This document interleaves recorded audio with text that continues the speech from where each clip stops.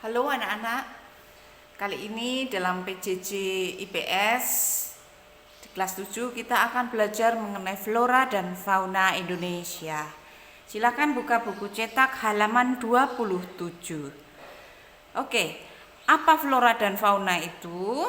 Flora itu adalah jenis-jenis tumbuhan, sementara fauna itu adalah jenis-jenis binatang atau hewan. Kenapa kita belajar ini anak-anak? Supaya kita tahu potensi Indonesia. Karena binatang itu dari daerah per daerah berbeda. Antara Indonesia dengan negara lain, misalnya di Inggris, berbeda. Antara Indonesia Barat dengan Indonesia Timur sudah berbeda. Ini yang harus kita pelajari kali ini. Oke, kita lanjut. Kita mulai dari flora. Ini adalah hutan bakau. Yang pertama kita akan bicarakan adalah hutan bakau atau dikenal sebagai hutan mangrove. Kalian bisa temukan ini di tepi pantai atau di tepi laut karena memang jenis hutan ini memang hutan yang fungsinya untuk menahan gelombang air laut supaya tidak mengabrasi daratan. Tipenya dia memiliki sulur-sulur atau memiliki akar tunjang, akar nafas. Ya pada siang hari kelihatan, pada malam hari ketika air laut pasang dia akan tergenang. Manfaatnya selain untuk menahan abrasi, manfaatnya juga sebagai tempat bertelur ikan-ikan. Yang kedua untuk penghijauan. Yang ketiga juga bisa digunakan untuk bahan baku industri. Kayunya itu bisa digunakan untuk bahan baku. Berikutnya, ini adalah hutan rawa. Ya, kalian bisa lihat bahwa ini hutan, tetapi di bawahnya itu ada genangan air. Ini terjadi di daerah dataran rendah. Ini namanya hutan rawa. Di Indonesia ada, yaitu di kawasan-kawasan misalnya di utara Pulau Jawa, kemudian pesisir timur Kalimantan, pesisir barat Sumatera, seperti itu. Berikutnya itu tadi apa? Hutan apa? Ya, hutan rawa atau hutan gambut. Selanjutnya, semoga jelas ya, maaf gambarnya agak kehijauan. Ini adalah hutan musim. Yang dimaksud dengan hutan musim adalah hutan yang dipengaruhi oleh keadaan musim. Kalau pada musim penghujan, tumbuhan ini akan menghijau seperti dalam gambar. Tetapi pada musim kemarau akan meranggas seperti ini. Nah, daun-daunnya akan berguguran atau rontok. Contoh tumbuhannya itu adalah pohon akasia. Yang kedua, pohon jati. Dia memiliki lingkaran tahun. Jadi di batangnya sana ada lingkaran tahun. Biasanya memang jenis-jenis tumbuhan yang kayunya sangat mahal. Itu tadi adalah hutan musim. Jadi hutan musim apa? Hutan yang dipengaruhi oleh keadaan musim. Berikutnya anak-anak, ini adalah hutan hujan tropis. Ini hutan yang sangat padat. Hutan yang menurut Ibu Margareta seram ini. Karena tumbuh-tumbuhannya sangat rapat, kemudian pohon-pohonnya tinggi, bahkan ada memiliki liliana atau memiliki rotan-rotan yang menghubungkan satu tumbuhan dengan tumbuhan lain. Sangat lembab dan gelap. Karena matahari tidak bisa masuk. Kenapa tidak masuk? Karena saking rapatnya tumbuhan. Ini terdapat di wilayah-wilayah dilalui oleh garis khatulistiwa. Di mana di Indonesia? Di Indonesia ada di Sumatera, ada di Kalimantan, dan ada di Sulawesi bagian utara. Pulau Jawa tidak, karena di Pulau Jawa tidak dilalui oleh Katulistiwa. Yang dilalui Katulistiwa adalah Sumatera, Kalimantan, dan Sulawesi bagian utara. Inilah yang memiliki hutan hujan tropis. Apakah di negara lain ada? Ada.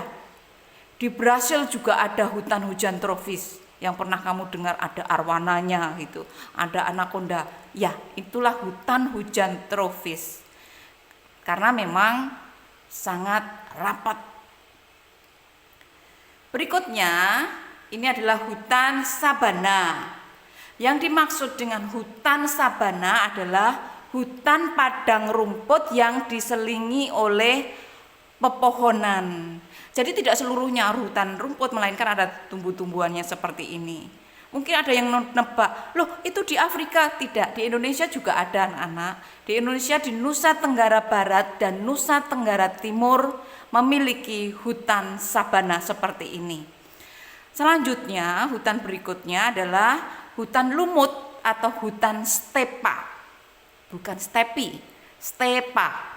Hutan lumut ini terdapat di puncak-puncak gunung atau di daerah-daerah yang sangat tinggi, yang lembab.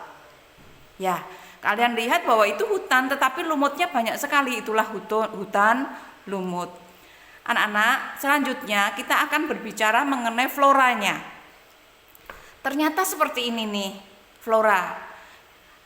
Di situ ada flora. Kita bicara mengenai fauna. Di situ ada fauna Indonesia Barat, fauna Indonesia bagian tengah, ada fauna Indonesia bagian timur. Ya anak-anak, karena perbedaan dulunya di Indonesia itu tidak menyatu seperti ini, melainkan Sumatera, Jawa, Kalimantan dulu pernah menjadi satu dengan benua Asia daratan.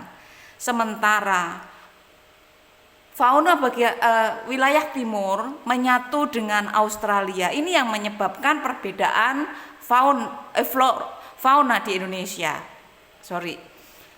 Nah, garis yang memisahkan itu adalah garis khayal. Garis yang memisahkan di bagian tengah itu ada garis Wallace. Dari garis Wallace ke arah sana itu namanya adalah fauna Indonesia bagian barat. Sementara garis Weber, garis Weber itu ini ya, Ibu turunkan kameranya. Garis Weber ke sana itu disebut sebagai fauna Indonesia Timur. Sisanya disebut sebagai fauna Indonesia Tengah. Oke? Kita bahas satu-satu, jangan takut. Kalau asal peta kok kalian takut, tidak perlu. Itu masa lalu, masa ketika kamu belum mengerti IPS, bahwa IPS itu bukan hafalan. Oke, mari kita lihat fauna Indonesia bagian barat itu seperti apa. Nah, ciri-cirinya seperti ini anak-anak. Dia terdapat di Sumatera, Jawa, Kalimantan. Seperti yang kita bicarakan tadi ya. Nah, Sumatera, Jawa, dan Kalimantan. Oke.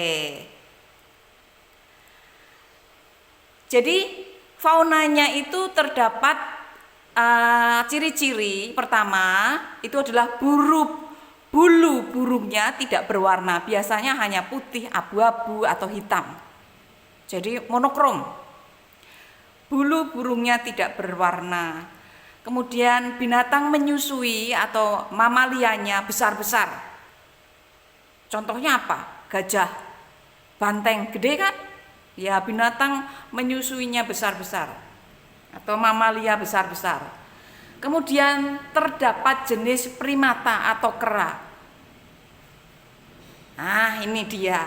Ada harimau menyusui besar kan?